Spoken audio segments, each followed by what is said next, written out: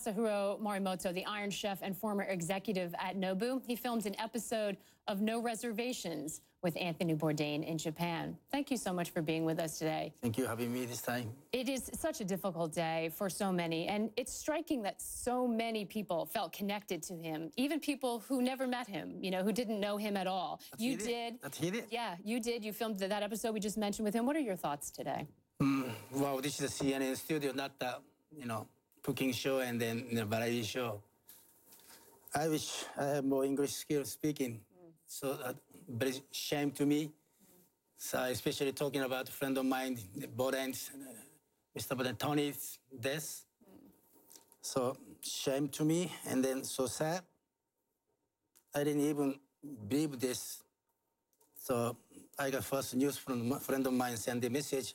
I thought, so 2 or 3 times watch it, really? Yeah.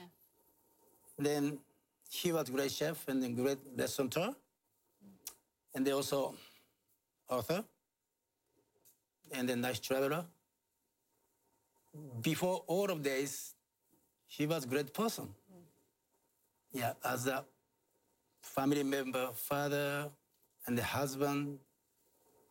I traveled with him to Tokyo at the no reservations. He's a very cool guy, and then he's human being, so not a cool guy, that's warm. So you mentioned that the rock star, it is. He was rock star. And he came to visit my restaurants, and then I showed them my skill, and then went to the Kyoto together, and then stayed in a ryokan, same ryokan together, and it was great memory. But that's so sad. We lost a lot of things. Yeah. Not just food, restaurant industries. It's one of the things that we hear from so many people is, he was a food person. That's how he became famous.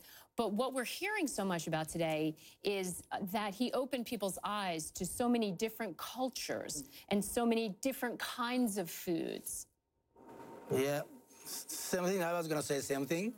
So he was the pioneer. So bringing to the food and culture, single corner different, so world maps, people never been there. And then he introducing some kind of, special food from a small village, small town, small city. That's it. And then, street food, yes. not just the high end. Yeah, different. Yes. Bring to people who even doesn't know, eating and doesn't interesting about the food, but he did it. And then he's not about just the food, bringing cultures, and then the people, the human, so and the spirits, the power. So that's why he was the pioneer for that. Yeah. He did. For somebody who I hear people say he redefined the food industry, sort of the network of food. You could tell he loved you chefs. He just adored everything you did, and shone a spotlight on the creativity behind the food that you all bring to the table. But sometimes he was unflattering about the restaurant business too. He was honest. He told secrets about it. Right. And yet he is beloved by almost everyone in that industry. That's not always the case when you are honest. But he's pretty much honest. Sometimes, so I remember, now just remember you, as you say, in a sushi restaurant especially New York, Manhattan, New York City, and then, health department or somebody require us to be using gloves, making, sushi to the customer, in working in a sushi bar in the kitchen. And then so Tony Bourdain say, no way. So he knows a lot of stuff deeply about the Japanese food, especially sushi. So he has been to Japan many times, and then went to the sushi restaurant, and deeply he knowledge-wise, like sushi things. And then he said, hey, Morimoto, let's do, sound together to the, against that. But at that time, I couldn't even say no, because so I have some sort of the menu restaurant for Japanese. I don't want to do too much things against the head departments. But he said, oh, let's do. So let's have something, organization to say whatever. So you know.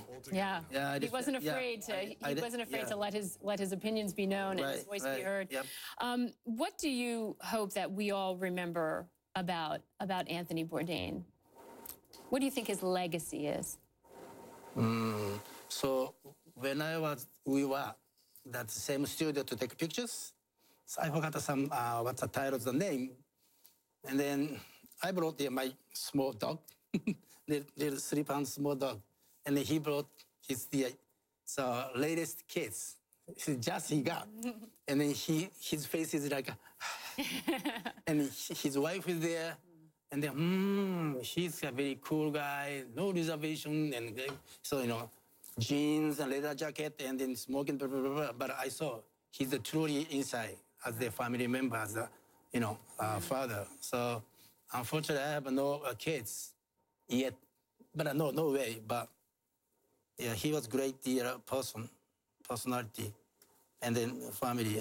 I'm so sad for the family members, their, you know, children and kids and then wives. I think we all are. You said something about I'm sitting in a CNN studio. If we were smart, we would have had this conversation over a kitchen and have you making a meal, because I think that's what he would have loved. But thank you for coming in. No, thank you very much. Appreciate it. Thank you.